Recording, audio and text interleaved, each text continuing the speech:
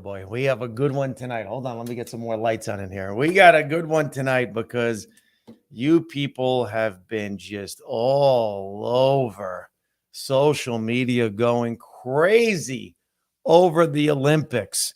And when I say going crazy over the Olympics, I don't mean over the events, over who's winning, who's losing, who's doing. No, it was the opening ceremony.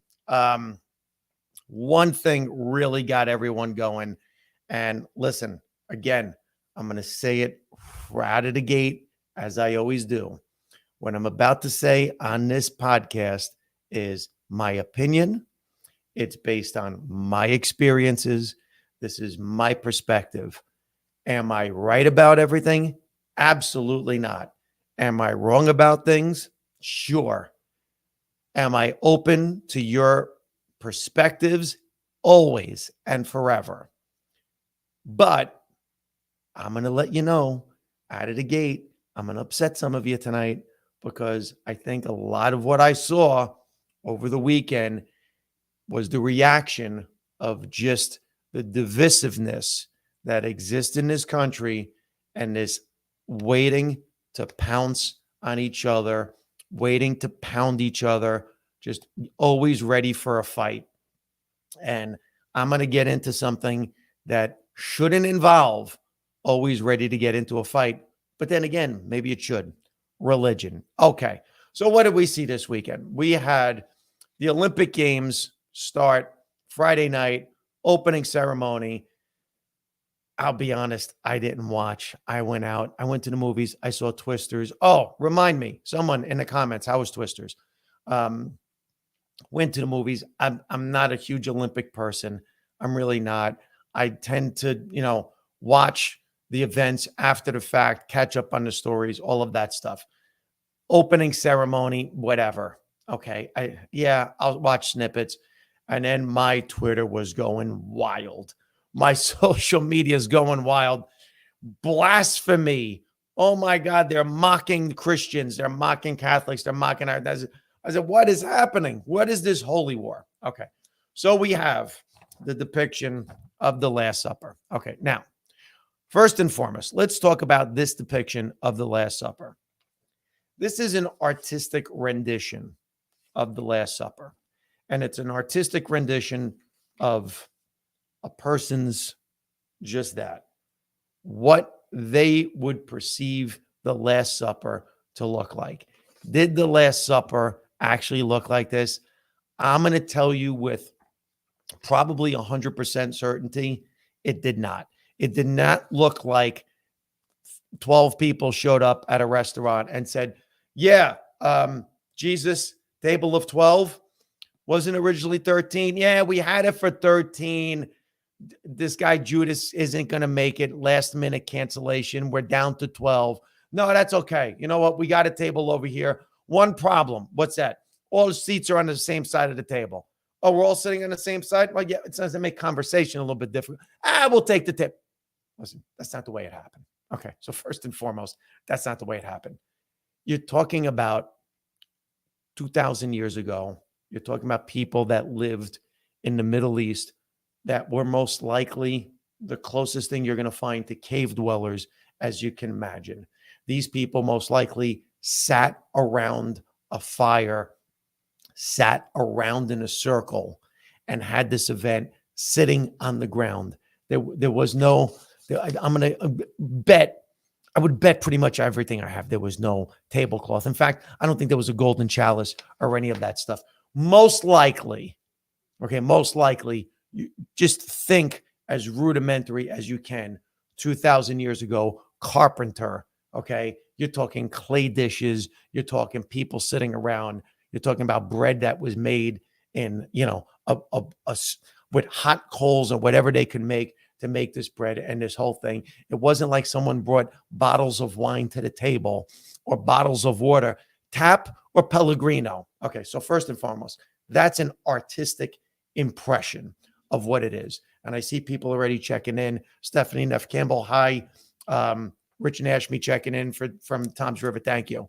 Okay, so first thing. Now we have what followed, which was the Olympic Games, and there was a camera shot of, I guess what they had was, it was like a model runway, like was it a catwalk runway where people would walk in outfits or whatever. And they had people on both sides. But at one point, there was a straight camera shot of this. And people immediately assumed that this was mocking the Last Supper. So this was a mockery of this. Okay, now, when I first saw that and I saw the whole thing, I'm like, yeah, I can kind of see that. I can see that there's a parody there. It looks like a parody. I said, but let me wait. Let me see what it is. Okay. Internet blew up. They're mocking Christianity. It's trans people. It's gay people. They're always coming after Christians, always coming after Christians, always coming after Christians. And I was like, might be. I don't know. Let me wait. Let's hear to see what these people say about what this thing was supposed to be. And sure enough, there was an immediate reaction of, no, that's not what I was going for. I think the guy's name is Thomas Jolly, who is the director of these games. No, that's not what I was going for. I was going for this Greek symbolism of dinner, inclusion, whatever. And people are like, no, screw you, you're lying. That's not what it is. Okay. The outrage boiled over. And then the next day, again, my social media is exploding. Boycott the Olympics, boycott Paris, boycott the French, get this guy Thomas Jolly fired, everything else, because people were convinced that that's what this was. This was parody. It was attacking Christianity. Then it became the immediate thing. Why is everyone attacking Christianity? Why doesn't everyone attack all the other religions? It's always Christianity, always Christianity, always Christianity. Okay. And when are Christians going to fight back? We're going to get to that in a second. Remind me to get to why Christians never fight back. Okay. So we hear some countries, their national leaders, this is a disgrace, this is a mockery, this is this is that. Okay. Then at one point, the French and the people that are running this Olympic thing said, listen, this was not our intention. Okay. If people are getting upset, we were aiming for inclusion. We could see there's a visceral reaction to this. We apologize for offending anybody. That's not what we were going for. And the reaction to that was basically bullshit. We don't care. No way. You came after us. Boycott, boycott, boycott. Okay. Let's break this thing down now. My reaction, and hold on, we have someone else checking in. Anita Wallach, that's what I call a TV cable, everyone facing the camera. Yes, exactly. Now, my reaction to seeing all of this, once there was an acknowledgement by the way, the person in the middle, this person here, actually posted the New Gay Testament in a tweet. That gives the impression that, at least in that person's mind, it was a parody of the Last Supper. Okay. The guy from the Olympics apologizes, says, I'm sorry, that's not what we're going for. Look, if it offended anybody, we apologize. To me, at that point, as a Christian, you apologize, you're sorry for it, it's over. And people said to me, oh, how can you say that? And I'm like, well, aren't you a Christian? Well, yeah. Okay, so when you do something wrong, you go to church, you go to confession. Not all Christian faiths do this. You're sorry for what you did. You're forgiven for your sins. Isn't that what an apology is? If we believe and you practice that faith, then the apology is, in fact, the end of it. Apparently, the apology wasn't enough. And people are like, no, screw that. I'm not watching the Olympics. And I'm like, okay, don't watch the Olympics. What's the big deal? I think the Olympics will be fine. Either way, they're going to go on. The games are going to be played. If their ratings turn out to be shit, lesson learned by them. And people are like, why is it always, why is it always gays, trans, and this going after Catholicism, going after Christianity? And I went, whoa, whoa, whoa, whoa, whoa. hold on a second. I'm seeing a lot of outrage. How come there wasn't the same outrage that I don't remember when The Simpsons did a similar parody? Now, maybe this was before the internet. Maybe this was before Twitter was big, X, any of that. I don't remember ban The Simpsons. Okay. And I saw a lot of Italians, especially Italians on my Facebook feed, going crazy. And I went, whoa, everybody, slow down, slow down. Why did you not all go crazy over this? Because I'm going to tell you something right now. There is no doubt about it. This is without question a parody. Look, I'm going to move myself out of the way. You can't get more parody of The Last Supper than this. You actually have, hold on, glasses on for this one, bread, fish, water, wine, and Tony Soprano sitting arms out, okay, in a very Christ-like pose. I don't remember banning The Sopranos. I don't remember people going crazy over The Sopranos. In fact, people still love The Sopranos. People still, when the song comes on, people go nuts, everything else. Look, all I'm saying is, if you're going to be outraged, okay, please show the same amount of outrage to The Sopranos that you want to show to the LGBTQ community, to the French. Show the same outrage. Otherwise, I don't want to hear it. So you know what? Ban The Sopranos. Ban the Olympics. At least you're consistent. At least you're consistent. And people say to me, well, hold on a second, Ben. Aren't you Catholic? Well, not so much. I'm more Christian than Catholic. But I also, I treat religion the way I treat politics. I'm very a la carte. I pray daily, multiple times a day. Well, who do you pray to? I pray to Jesus Christ. Look, here's my crucifix on my thing. You're going to see it. There's my crucifix. Okay. I got my St. Jude. Okay. Who is the head of the Seeker tribe, which is my real last name, Sakari. St. Jude came from the Seeker tribe. So there it is. It's out there for everybody. Okay. There's my religion. There's my faith. But I also practice a little bit of Buddhism. I take away the good from the Muslim faith. I take away the good from the Jewish faith. And I say, look, there's a lot of good things in these. So I'm going to take the best of those, combine it together. And that's my spirituality. Okay. It's my religion. It's my relationship to God. As a Christian, as someone who sees their Savior crucified to a cross, and in the Bible it says, forgive them, Lord, for they do not know what they do. They not know. Basically, I forgive the people that have crucified me. To see that as your faith, and then know that there's an apology, and I'm sorry, we didn't mean to offend you. And I haven't heard anyone from this saying, you know what? F the Christians. I did it on purpose. Screw you. I don't care what you think. I'm not hearing that.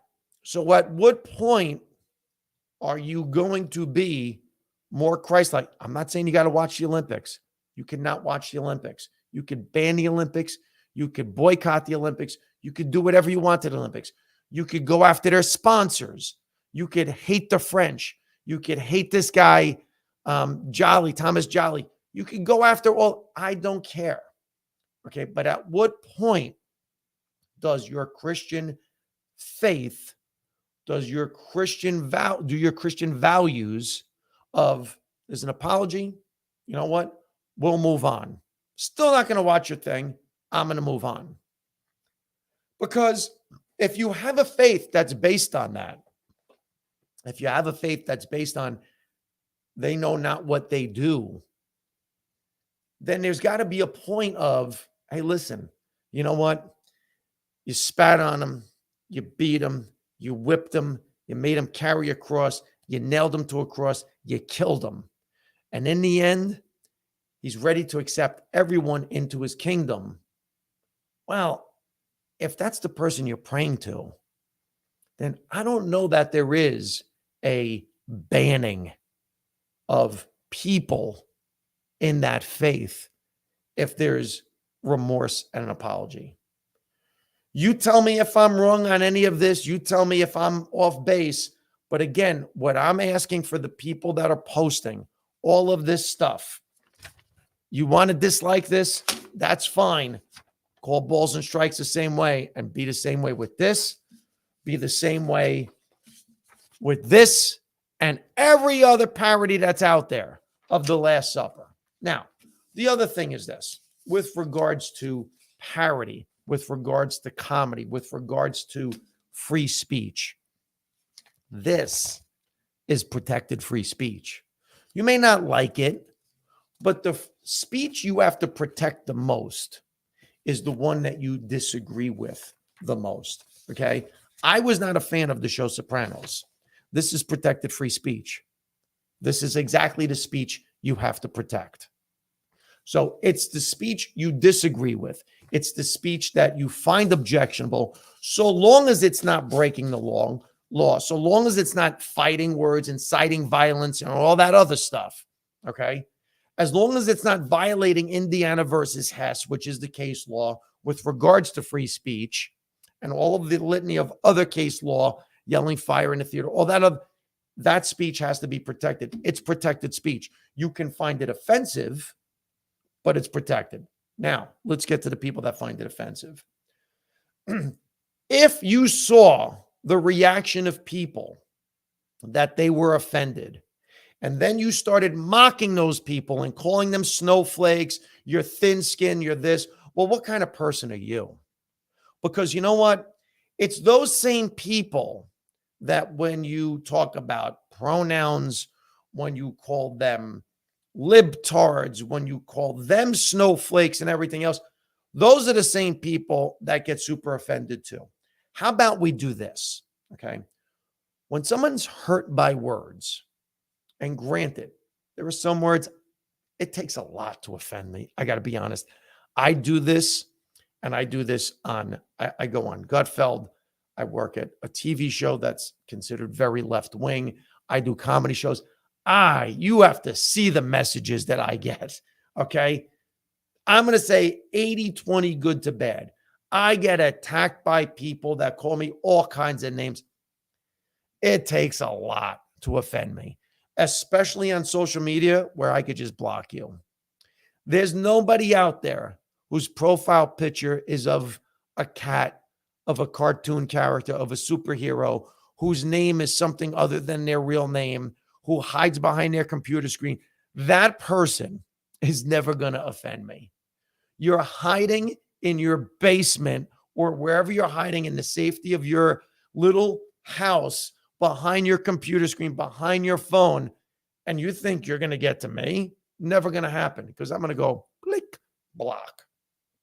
So when people are bothered by something, you know what? It's not that hard to be like, hey, look, you know what?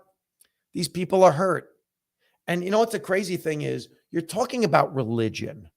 You're talking about something, I don't know, that's pretty sensitive to people. I mean, I don't know. You guys are listening to me right now. Have we heard about wars starting over religion? Do we have any conflicts in the world where it's religion-based? I mean, I don't know.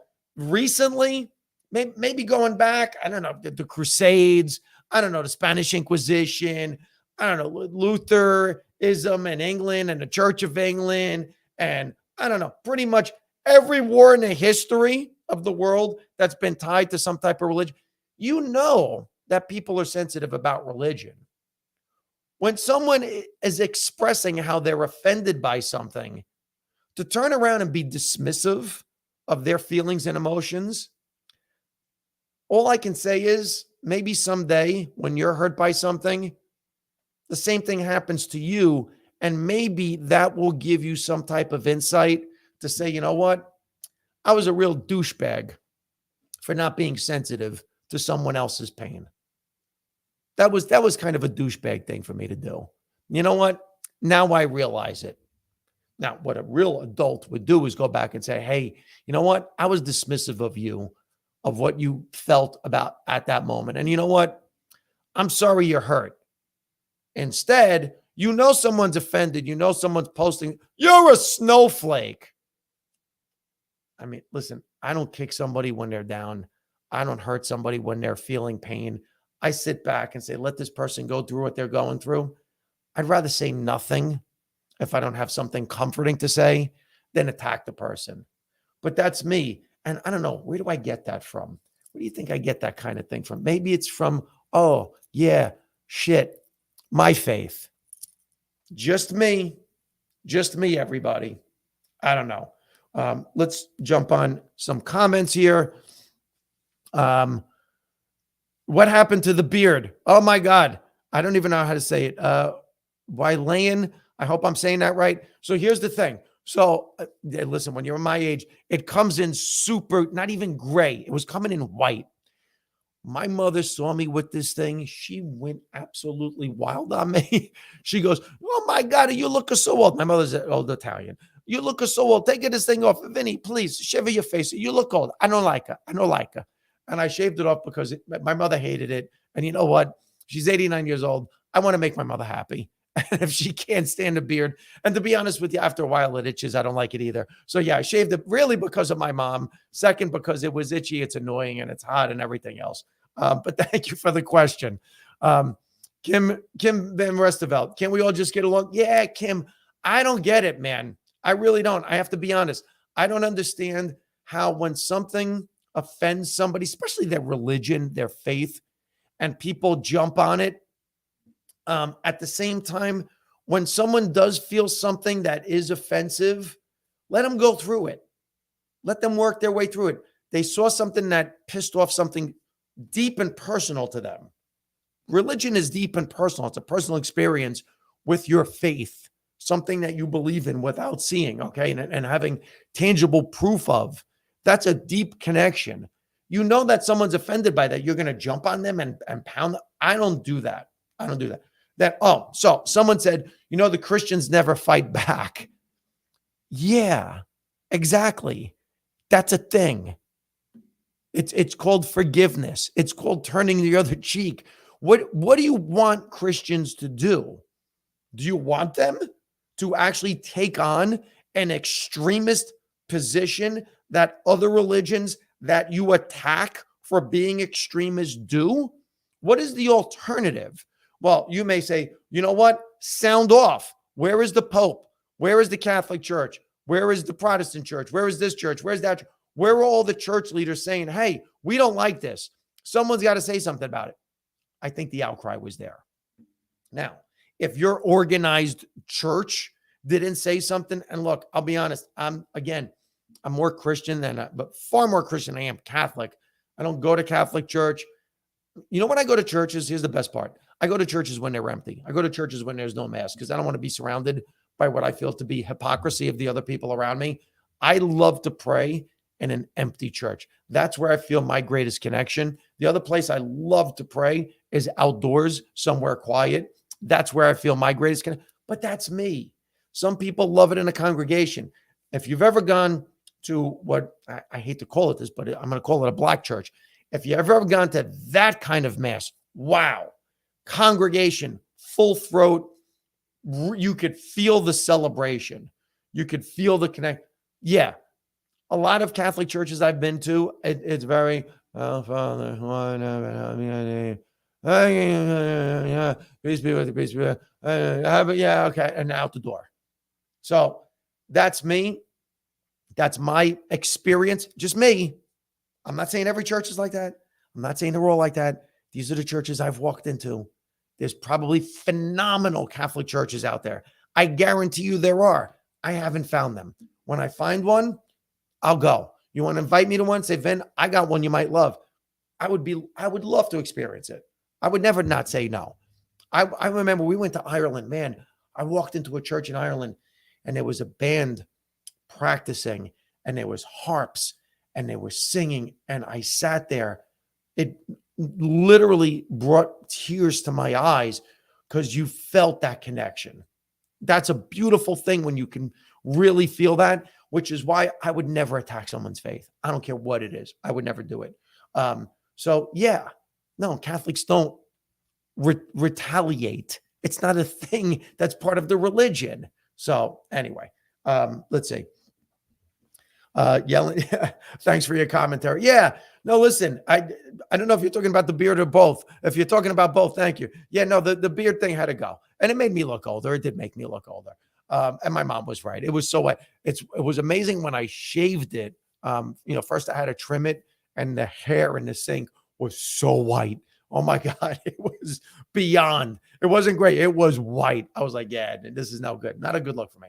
All right. Other topics to cover. I guess the other thing happening right now, obviously, Kamala Harris is, turned around the Democrats that were just in the doldrums with Joe Biden, and oh my God, we're going to get slaughtered. We're going to get this. We're going to get that. Kamala's injected them with energy. There's a sugar high. Of course, the media immediately. This is the one thing I hate about mainstream media, and God, Jon Stewart said something that was so profound.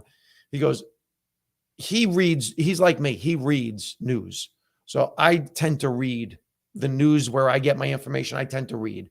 Whereas, the 24-hour CNN, Fox, MSNBC, I use that to basically write comedy. I do that to do this type of thing. It's for my podcasting. It's for my stand-up. It's to come up with memes and all of that stuff. I don't go to the 24-hour news cycles for any actually real information, because it's not. It's opinion. It's a snippet of fact, and then here's our opinion on all of this stuff. And then it's usually the same formula. It's 5 people sitting around, and then they sound off on it. And I'm making fun of it, and I do it. I go on a show that does it, but the show I go on that does it makes fun of it, which is why I love going on that show, because we kind of make fun of the thing that is the thing on the thing. So that's the great part of me being on Gutfeld. We're making fun of the thing that we're on. That's why, and he treats me great, and we have fun there. And it's kind of like what the Daily Show is. It makes fun of the news. I tend to get my news from print. I consider 24-hour news cycles just that. It's a 24-hour news cycle. I do it to get information so I could have fun, write comedy, and do this kind of thing and banter with you people. But the one thing I did notice immediately, and this is why I can't stand it, is the narrative that came out. And I don't know if you've ever seen that video on YouTube. I should share it, where they actually are playing all the different newscasters from all the different channels saying the same exact thing, repeating it line for line. I think, I don't know if it was for COVID or whatever it was, but they were repeating it line for line. And what did we get out of this news cycle immediately? The prosecutor versus the convict. And every news channel was jumping all over it. And I was like, wow, we already have a narrative established. Prosecutor versus convict. What did that take? 5 minutes? I will say this, prosecutor versus convict doesn't move the needle, much like the Republicans, the name calling, Trump, I call it lying Kamala, laughing Kamala. Dude, that's not going to win you an election. I'll tell you right now, it's not going to win you an election. Attacking her as, man, someone on Fox News really crossed the line. The original Hawk Tuah girl. I was like, really? That's where you're going? If that's your attack and that's your approach to Kamala Harris, you're going to lose, Republicans. You're going to lose.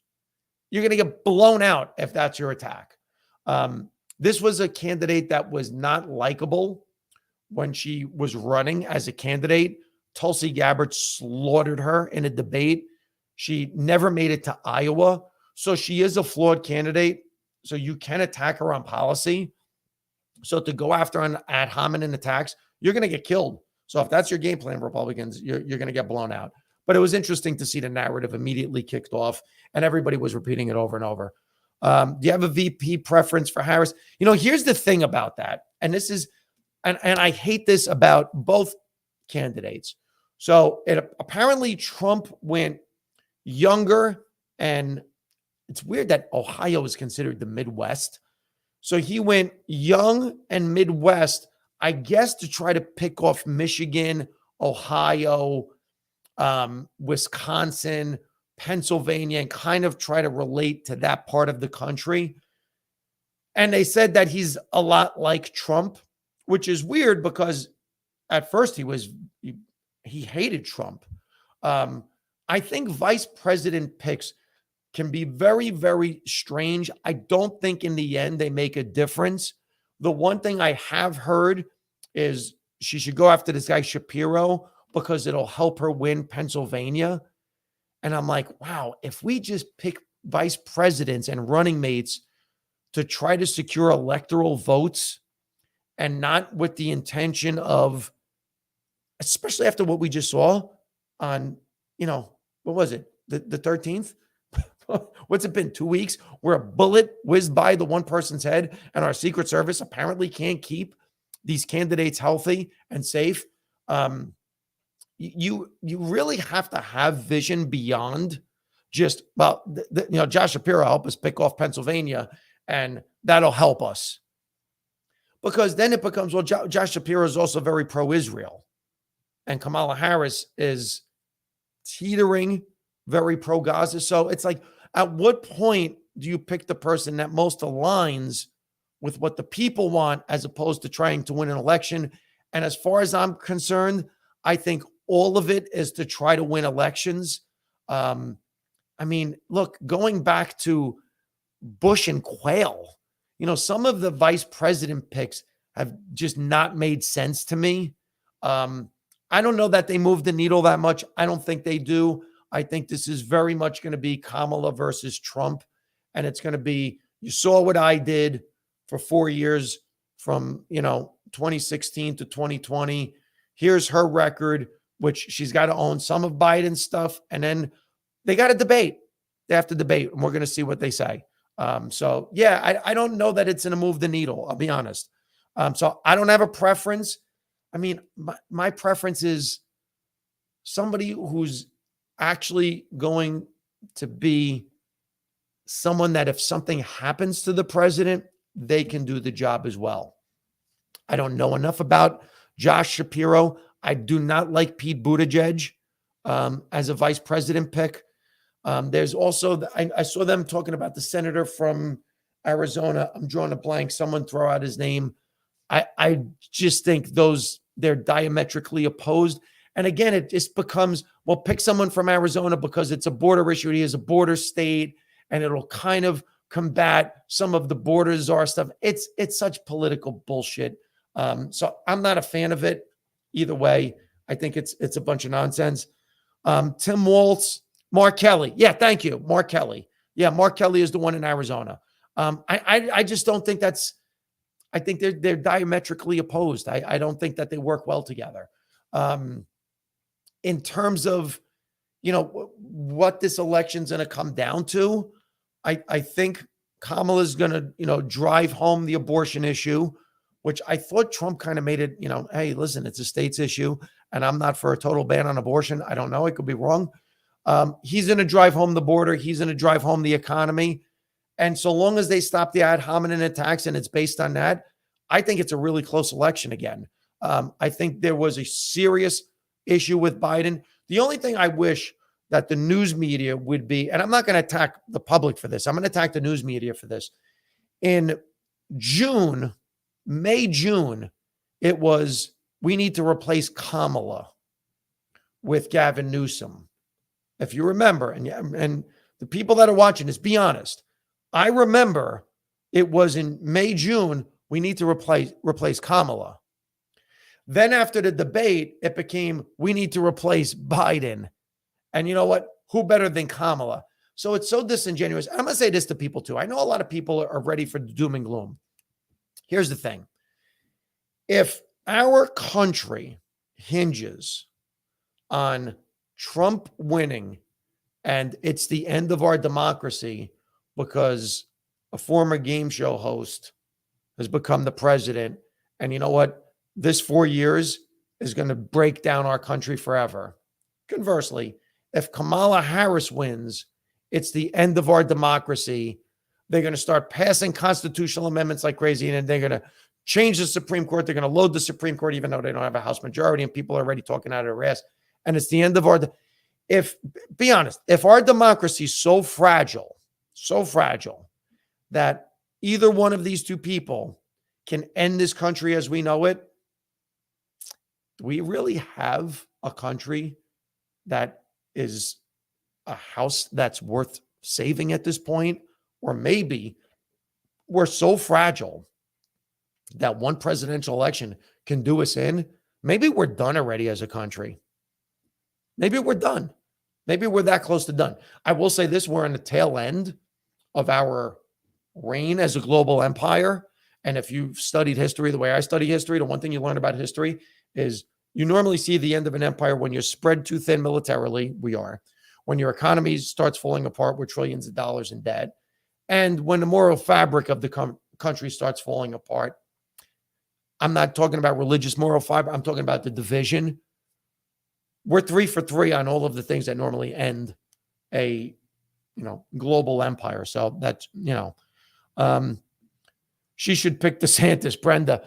It's the funny. I'm going to tell you right now, Brenda, for all the Republicans, I got to talk about an event I did. How long has this thing been going on? 36 minutes. Good. This is what I'll end on. So I'm going to tell you this about DeSantis. And here's the thing about the Republicans.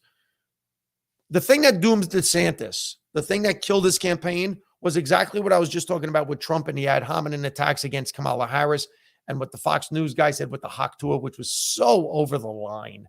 So just fucking stupid. I'm going to call it what it is. I thought it was so inappropriate, so wrong in so many ways. But the thing that killed DeSantis was the culture war thing, where he, made a point of going after Disney, going after, certain books and libraries, this and that.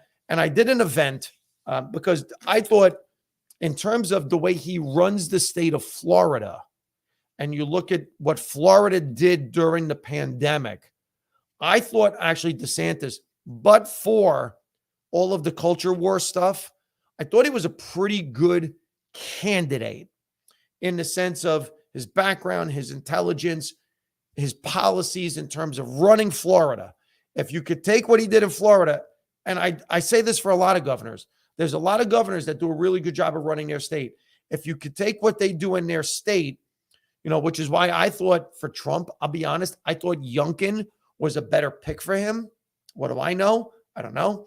But again, DeSantis kind of cut out his own legs with the culture war stuff. You never win on the culture war stuff. And I tell Republicans, stay away from the culture war stuff, which brings me to my point. So I go to this event last week. It was a Thursday night. Last week, Thursday night. Let me look at my notes. Yeah. So last week, Thursday night, I go to this event in Bergen County, and it's a Republican event. No cost, free. So I didn't have to donate any money. Went there, and there was a couple of speeches given. And the person who ran the event said to me at the end, I want you to come up and say something. And I said, me? He said, yeah, you. So I said, okay, I'll come up and say something. So I listened to the first person speak, and there's a whole thing going on about, stuff with books and schools and inappropriate reading materials, this, that, the other thing. And then one of the candidates for governor got up and spoke, Bill Spadio, who's on the radio here, 101.5 in New Jersey, and he gave a speech. And then the person who was running this event said, Vince, come on up. And they said, if you watch Fox News, you've seen this guy. If you've also lived in New Jersey, you know his story as a judge, blah, blah, blah, blah, and they bring me up. And one of the things I say out of the gate is, listen, I'm going to piss some of you off in here because I'm just letting you know right now, from the day I first registered to vote, my voter ID says unaffiliated, not Republican, not Democrat, not independent, unaffiliated. So I'm not a rhino. I'm not a dino. I'm not an I-know or whatever other I-know, in name only you want to call me. I'm none of those things. I voted for Ross Perot twice. I voted for Ralph Nader once. I couldn't bring myself to vote for some of the presidential candidates. And I am a term limit guy. So if I see somebody that's had multiple terms in office, I immediately vote against them because I want to be the term limit for these people that have been in office forever. Okay. So having said that, I addressed one of the issues, which was certain pornography in books that we see in schools and libraries, this and that. And I said, listen, when I was a kid, okay, the kids used to smuggle Playboy, Penthouse, Hustler. We used to have them in things called a clubhouse. God, I don't know if anybody had a clubhouse, but we actually would take like wooden pallets, pieces of plywood, and we built clubhouses. Some people would get so intricate to put them in trees, and they were tree houses. And we would go to this place and we would hang out in this thing called a clubhouse. And we would bring sodas and magazines and this and that. And there was pornographic materials there that we would, in fact, we would rip off pages and stick them in books in the library, whatever, as a goof. Now, the difference between that and what we're seeing today is, well, when the kids share it, it's kids being kids. When teachers bring it into the classroom, I don't know if adults should be sharing that. And I said, look, I get that aspect of it, but this pearl clutching thing about pornographic material in books and, oh my God, how is this in libraries? And how is it in libraries? Are you kidding me? Do you know what this thing does? Have you seen these things? Do you know what they do? By the way, that's a picture of my little girl, Lucy. Have you seen what these things do and what they have on them? It's there at the fingertips. Should we not do anything about it? No. I don't believe in banning books. I do believe in not disseminating certain materials to kids from adults. Let kids be kids. Let kids find out on their own. Do whatever. But parents, talk to your kids. Talk to your kids. Have a relationship with your kids. You're never going to know everything that they're looking at. You're never going to know everything they're downloading. You're never going to know everything they're reading or not reading, because my parents had no idea what I was looking at. But you got to be a parent to kid and not, just try to just stop everything. So that was one of the things I said with regards to that. The other thing I said is this notion that the Republicans, especially in New Jersey, believe that they can win an election by being isolated in their views and only talking to people that agree with them is absolutely insane and ludicrous. And if you don't open up yourself to some common sense differences and realize as a people, we have more in common than we do different. If you don't learn to speak to everybody and say, hey, look, we agree on a lot of things. We disagree on certain things. Let's talk about why we disagree. Why do you think that? Okay, I disagree with it, but I can respect why you think it. Or, you know what? I got to be honest, I don't respect that opinion. Okay, that's one we disagree on. I bet if you see the things that you disagree on, they are far outnumbered by the things you agree on. Far outnumbered. And I said, if you're only talking to your side, well, in certain states, Democrats outnumber Republicans. It is the way it is. In other states, Republicans outnumber Democrats. So what are we going to do? Are we just going to gravitate to the states where people are more like us? Do you never want to have a relationship with people that have different opinions than you? Because I'll tell you right now, I'm all over the place. I'm all over the place when it comes to politics and certain things, all over the place. I've said it numerous times here. Pro-choice, gun owner. There you right out of the gate. Very much free speech person. Protect all kinds of speech. Trump had said something about if you burn a flag, you should go to jail for 1 year guaranteed. I don't believe in that. I'm sorry. I don't believe in that. You have a right to burn the flag. Now, you have a right to do and say all of these things, but your employer has a right to fire you. Your employer has a right to say, can't work for me if you're going to do stuff like that. People do have the right to say, no, you know what? If that's what you believe, I'm not going to make you a sandwich. I'm not going to bake you a cake. So you can express yourself, but there are consequences, and you have to know what those consequences are. But this notion of just speaking to your own people and only people that agree with you is going to get us nowhere. And in the end, there's more people, I think now, like me, that are very much in between. And in certain things, I lean this way. Other things, I lean this way. Then there are people entrenched to the far extremes. And you're going to have to talk to us, because without us, you're not winning elections. So this notion of being isolated is going nowhere. And I gave this speech and I was amazed afterwards. Again, similar thing. Some people came up to me really pissed off about some of the stuff I was saying. It was about 80-20. 80% of the people agreed with my position and said, yeah, you know what? We're going to have to figure this out. 20% were like, I didn't like what you said about this. I didn't like what you said about that. I said, I appreciate your position and I understand it. And you know what? I put out my hand, shake my hand, no hard feelings. That's just my approach to stuff. All right. Comments, questions.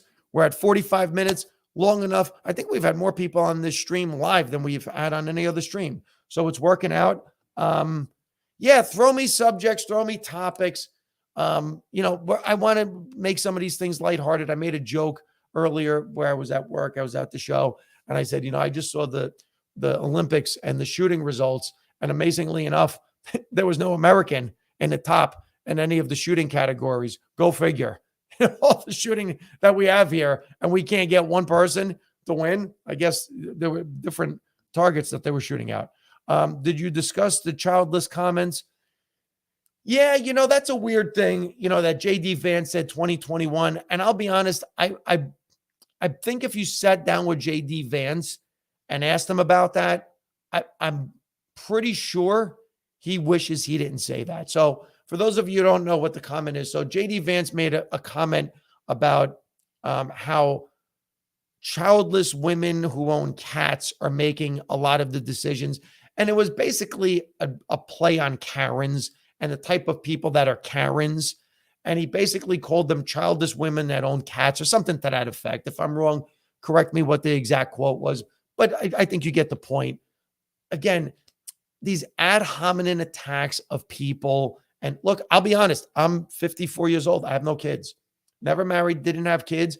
People say, wow, how'd you never have kids? I knew what my passion was, and it was my career. People say, do you have any regrets? No, I've lived a pretty full life. I've enjoyed my life. Doesn't mean I don't like kids. I've gone to schools. I've done speeches. I've done all kinds of seminars for kids. I've coached kids. Doesn't mean I don't like kids. I have friends that have kids. I grew up, 9 nieces and nephews. Had a good relationship with most of them when they were young. As they get older, everyone goes their own separate ways. So yeah, I thought it was a stupid comment. But I think if you ask him, I think he would regret it. What did you think of Spadea? Great question. Here's the thing about Bill Spadea. So the people running are Jack Ciattarelli, who I think, in my opinion, has kind of been caught up in his own celebrity. And I think he's kind of lost sight of who he is and what he is and why he should be running. And I think now it's an ego thing with Jack. Then there's Bill and there's John Bramnick are the other two candidates. I will say this about Bill. Bill has the courage of his convictions. When Bill talks about a topic and he takes a position on a topic, he really believes that. He's not trying to pander to anybody. This is who he is. This is what he believes. I happen to know John Bramnick personally. I think John Bramnick is a good man. I think he's a really good person. I saw him take a stand with the Israel thing, and he was very vocal about what was going on in the schools and the campuses. And, that's great. Other than that, I really don't know what John's policies are. I know what Bill Spadea's policies are because he says them every morning on the radio.